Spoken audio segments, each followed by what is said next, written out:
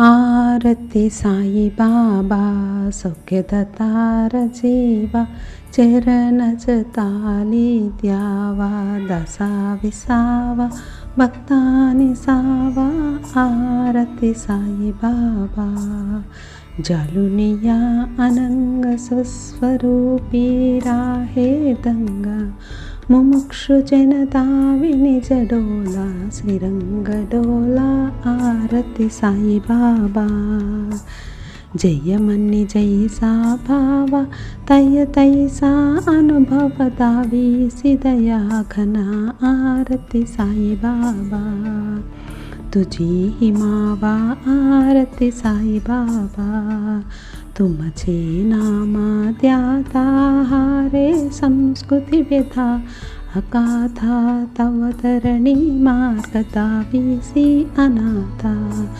दावीसी अनाथा. आरती साई बाबा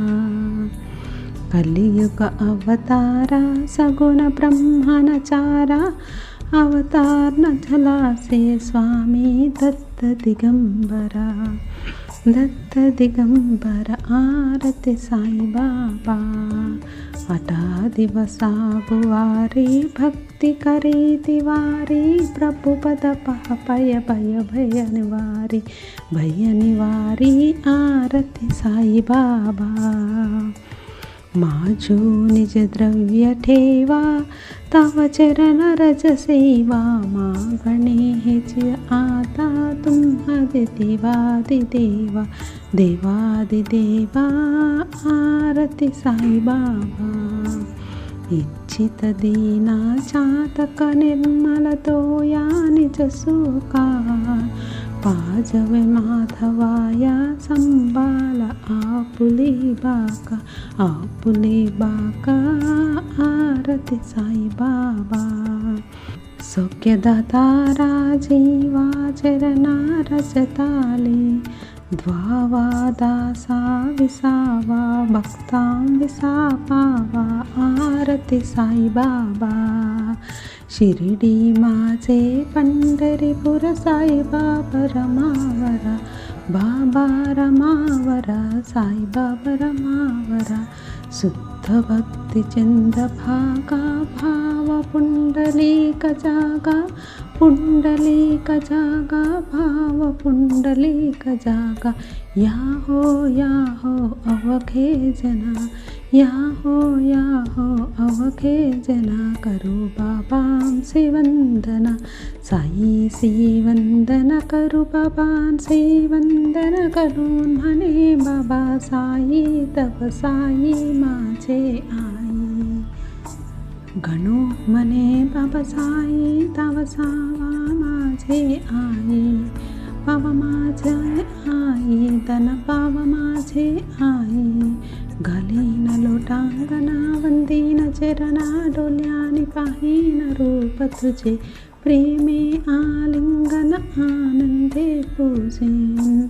भाने ओलानीना हन्मे नामा, त्वमेव माता च पिता त्वमेव, त्वमेव बन्धुश्च सखा त्वमेव, त्वमेव विद्या द्रविणं त्वमेव, त्वमेव सर्वं मम देव देव. कायेन वाचा मनसेन्द्रियैर्वा, बुद्धात्मना प्रकृति स्वभावात्, करोमि यद्यस्कलं परस्मै नारायणेति समर्पयामि. अच्युतं केशवं रामनारायणं, कृष्णदामोदरं वासुदेवं हरे, श्रीधरं माधवं गोपिकावल्लभं, जानकीनायकं रामचन्द्रं भजे. हरे राम राम राम हरे हरे, हरे कृष्ण कृष्ण कृष्ण हरे हरे. अनंता तुला ते कसे रे स्तवाने, अनंता तुला ते कसे रे समाने, अनंता मुखाचा शिने शेषगाता, नमस्कार साष्टांग श्री साईनाथ. स्मरावे मनी त्वत्पाद नित्या भावे, पुरावे तरी भक्तीसाठी स्वभावे, तरावे जगतारुणी मायताता नमस्कार साष्टांग श्री साईनाथा वसे जो सदा दावया संतलीला तिसे आज्ञलोका परिभोजनाला परि अंतरि ज्ञान कैवल्यदाता नमस्कार साष्टांग श्री साईनाथा नमस्कार साष्टांग श्री साईनाथा बरालधला जन्म मानवाचा नरा सार्थक साधने भूत साचा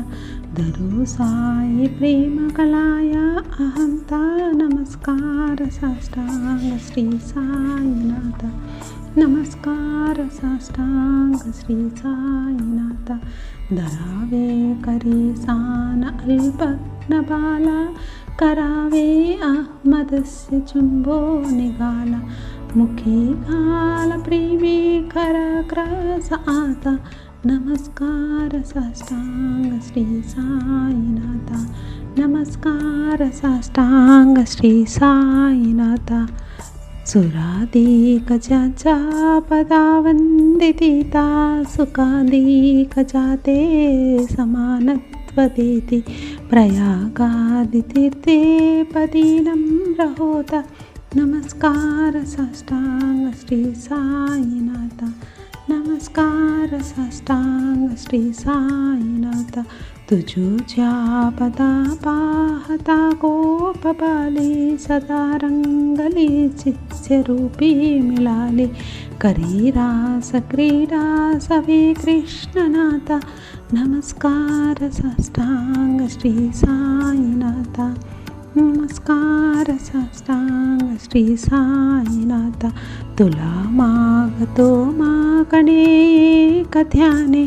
करा जोडितो दीप अत्यंत भावे भवी मोहनी राजा तारी आता नमस्कार साष्टांग श्री साईनाथा नमस्कार साष्टांग श्री साईनाथा ऐसा येई बा साई दिगंबरा अक्षय रूपा अवतारा सर्व हि व्यापक तू श्रुतिसारा अनसूया अत्रि कुमारा महाराजे बा ऐसा येई बा साई दिगंबरा काशी स्नान जप प्रतिदिवसी कोल्हापुर भिक्षेसी निर्मल नदी तुंगा जलप्रासी निद्रा माहुरदेशी ऐसा येई बा साई दिगंबरा झूली लोंबत से वाम करी त्रिशूल डमरूधारी भक्ता वरदा सदा सुखकारी दिशिल मुखी विचारी असा येई बा साई दिगंबरा ऐसा येई बा साई दिगंबरा पाये पादुक जपमाला कमंडलू मृगचाला धारण करिषी बाणा कचटा मुकुट शोभतो माता ऐसा येई बा साई दिगंबरा ऐसा येई बा साई दिगंबरा तत्पर तुझ्यो याजे ध्यानी अक्षयतांचे सदने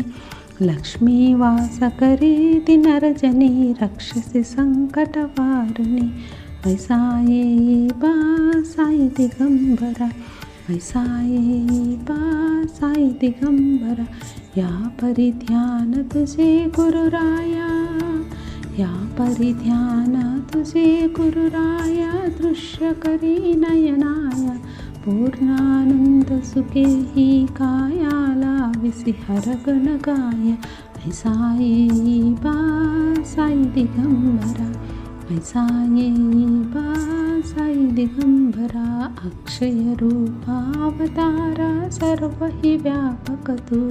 श्रुतिसारा अनसूया त्रिकुमारा महाराजे बा सदा सत्वरूपं चिदानन्दकन्दं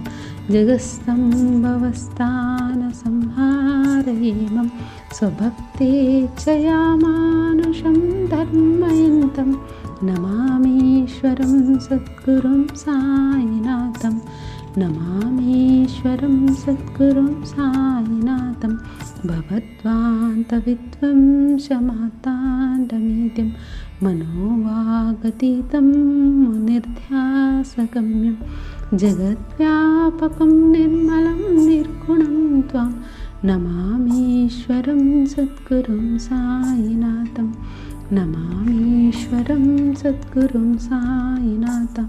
भवाम्भोधिमग्नार्तितानां जनानां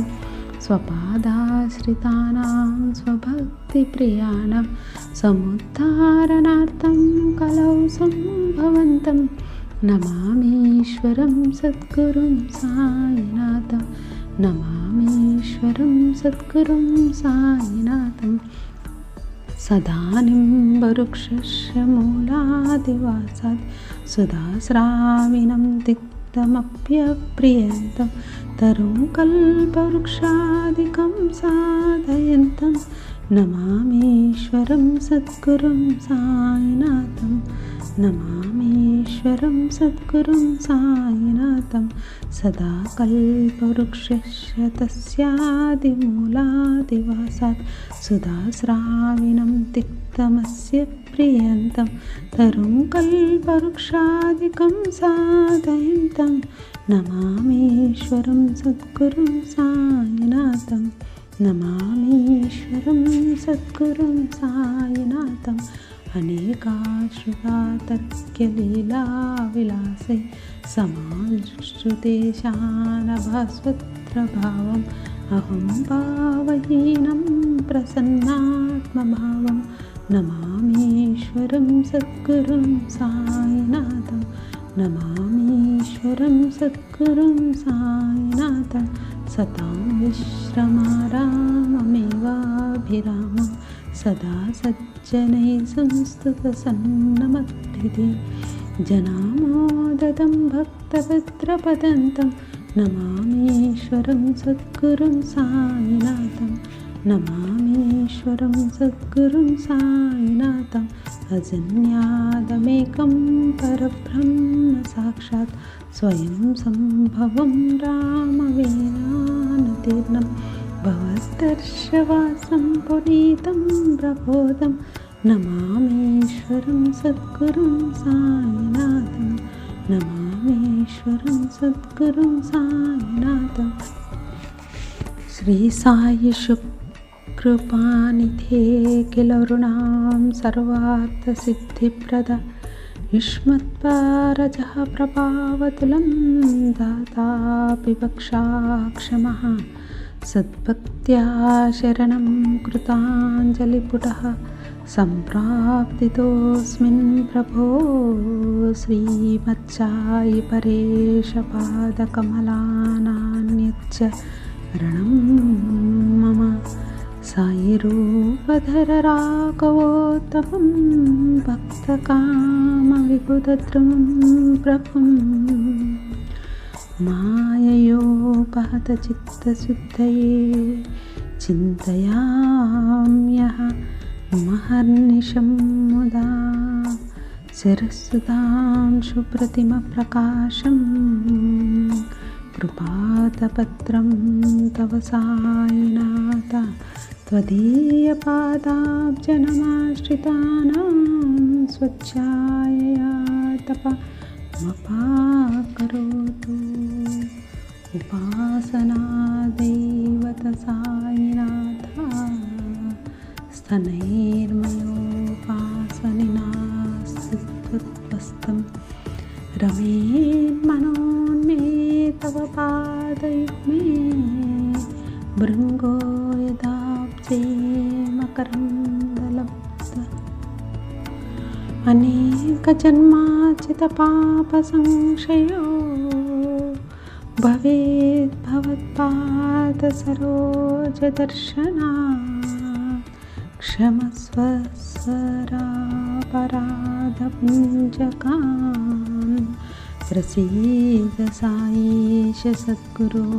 दयानिधे श्री साईनाथ चरणामृतपूर्णचित्त त्वत्पादसेवनरतास्तच्चिञ्च भक्त्या संसारजन्यदुरितौघविनर्गतास्ते कैवल्यधाम परमं समवाप्नुवन्ति। स्तोत्रमेतत्पठेत् भक्त्या यो नरः तन्मन्वान्ना सदा सद्गुरो साईनाथस्य कृपापात्रं भवेद्भवम्। रुसो मम प्रियाम्बिका मजवरे पिता हि रुसो रुसो मम प्रियाङ्गना प्रियसुतात्मजा हि रुसो रुसो भगिन बन्धु ईश्वरुषसोऽनुभायि रुसो न दत्त गुरु साई माम जवकी कति रुसो पुसो न सुन भाई त्या मजन भातु जाया पुसो न प्रिय सोये रे प्रिय सके न ज्ञाति पुसो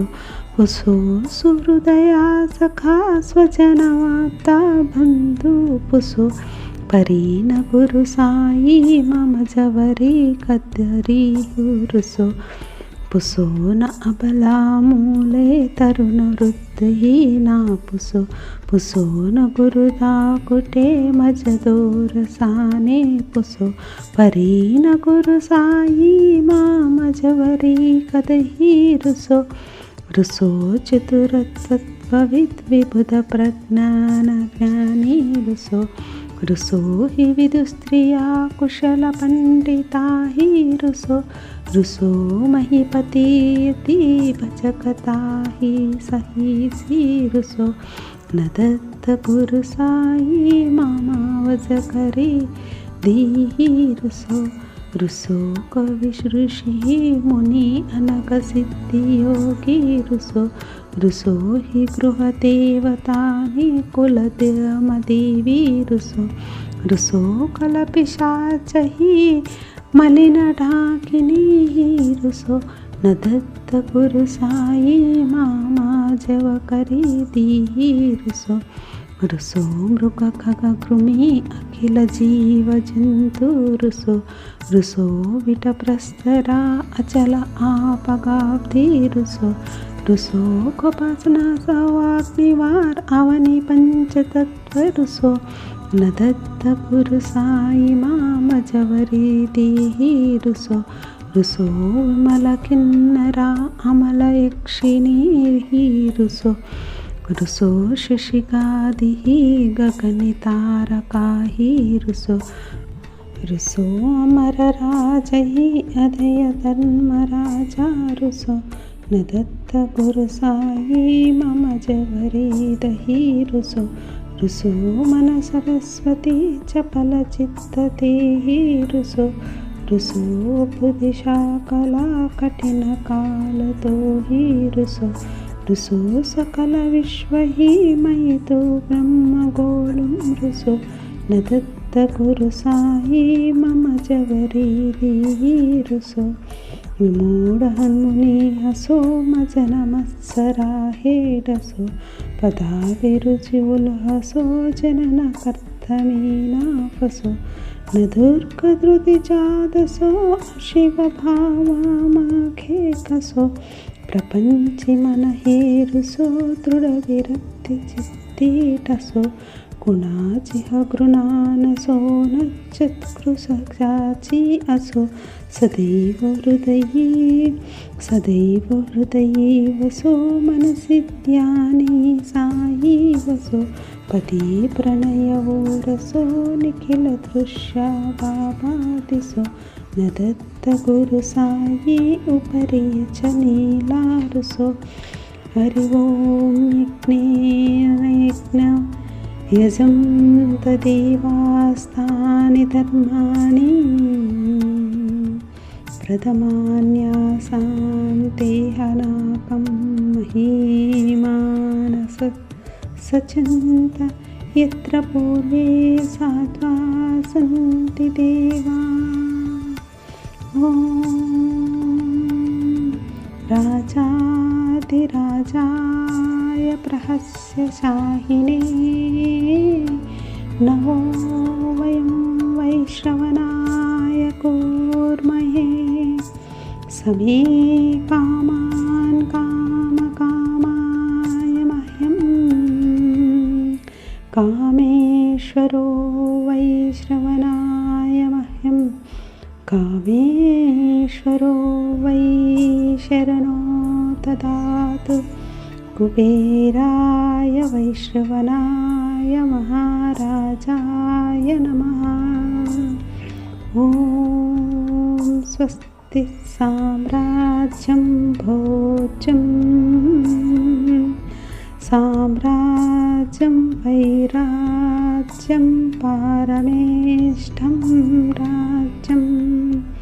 महाराज्यमाधिपत्यं मयं समन्तपर्या ईशा सार्वभौमः सार्वायुषान् ताता पदार्थपृथ्वी समुद्रपर्यन्ताया एकरात्री त्रितदप्येष श्लोको विगीतो मरुतः परिवेष्टारो मरुतस्यावसन् गृहे अविक्षिप्तस्य क्रामप्रेर्विश्वे देवा सभासदैति श्रीनारायणाय वासुदेव सच्चिदानंद सद्गुरु साईनाथ महाराज की जय। करचरणकृतं वा कायजं कर्मजं वा श्रवणनयनजं न मानसं वा पराधं विदितं वा सर्वमेतत् क्षमस्व। जय जय करुणाब्दे श्री प्रभो साईनाथ श्री सच्चिदानंद सद्गुरु साईनाथ महाराज की जय। राजा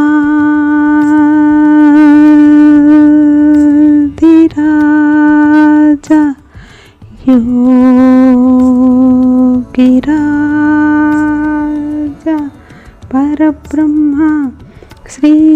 साईनाथ महाराज श्री सच्चिदानंद सद्गुरु साईनाथ महाराज की